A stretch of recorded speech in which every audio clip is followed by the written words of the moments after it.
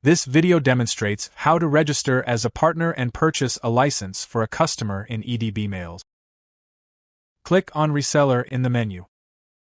Enter the details like name, email address, and password. Then click Create Account button. Click on Add Users button to create a user under your partner account. Enter the required user details.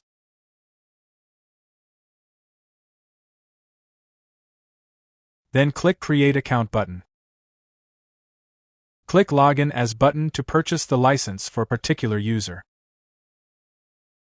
Select the product that you wish to purchase. Then click Buy License button. Select the required license edition. Then click Buy Now.